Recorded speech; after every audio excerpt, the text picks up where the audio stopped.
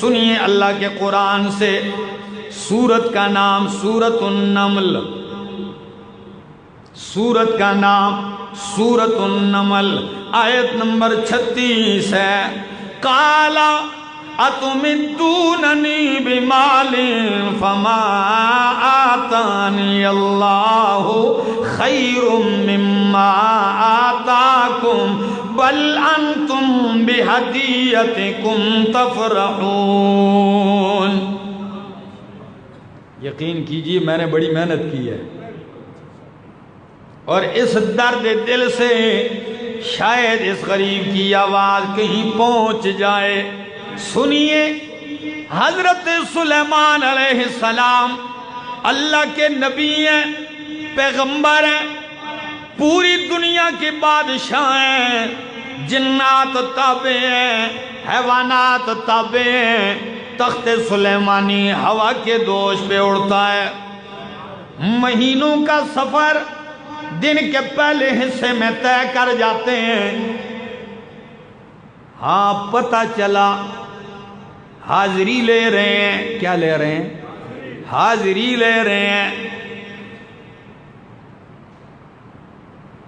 تفقد الطیر فقال ما لی لا اری الہدہد ام کان من الغائبین۔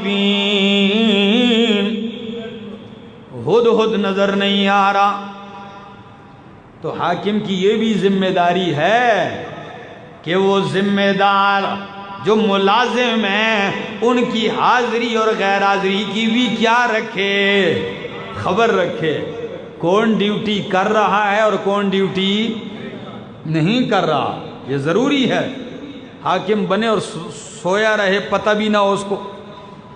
تو حاضری لی، ہدہد نظر نہیں آ رہا۔ فرمایا واقعی غائب ہے یا مجھے نظر نہیں آ رہا؟ نے کہا جی واقعی نہیں ہے۔ فرمایا یا تو عذر پیش کرے گا یا سزا دوں گا۔ ڈیوٹی سے غیر حاضر پایا تو کتنی باتیں تجویز کی، یا سزا دوں گا یا عذر پیش کرے گا۔ اب تھوڑی دیر گزری، چند لمحے گزرے، آ گیا ہدہد۔ ہدہد تو جانتے ہیں نا، چھوٹا سا پرندہ ہے، آ گیا جی، پار مارتے ہوئے پھڑ پھڑ پھڑ آ گیا۔ کہاں تھا؟ پتہ تو تھا سلیمان علیہ السلام کا۔ کہنے لگے اللہ کے پیغمبر میں وہاں سے آیا ہوں جہاں کا آپ کو پتہ بھی نہیں ہے، آپ کو خبر بھی نہیں ہے۔ اے سلیمان، آپ روئے زمین ساری دنیا کے بادشاہ ہیں، لیکن آپ کو اپنی بادشاہی کے اندر ایک دوسری بادشاہی کا پتہ بھی نہیں ہے۔ اللہ اکبر! کیونکہ وہ جانتا تھا عالم الغیب کون ہے، غیب جاننے والا کون ہے، ہر چیز کی خبر رکھنے والا عالم کون ہے؟ اللہ ہے۔ اچھا کہا جی ایک عورت بادشاہ ہے، بادشاہت کر رہی ہے، اور ہیں بھی سارے مشرک، ستاروں کو پوجتے ہیں، اللہ کو سجدہ نہیں کرتے۔ سلیمان علیہ السلام نے کہا میں ابھی پتہ کرتا ہوں تو سچا ہے یا جھوٹا ہے۔ خط لکھ کر دیا، پہنچا،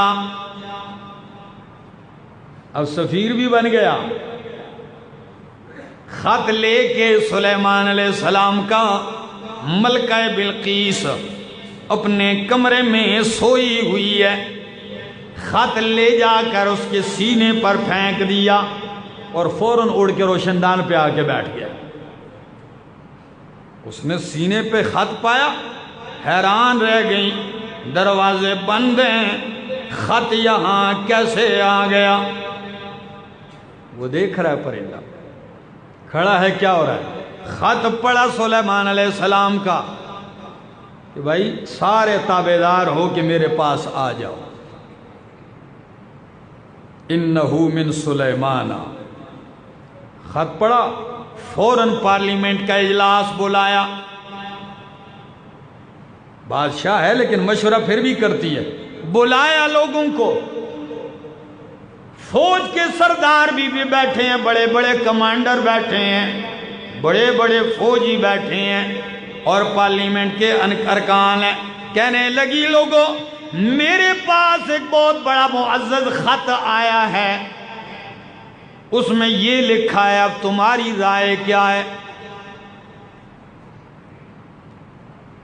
تو پتہ ہے فوج کہنے لگی معاملہ تیرے ہاتھ میں ہے، تو حاکم ہے، تیرا اختیار ہے، رہ گیا ہمارا معاملہ تو ہم ڈرتے مرتے نہیں ہیں، ہم جنگ کے لیے تیار ہیں۔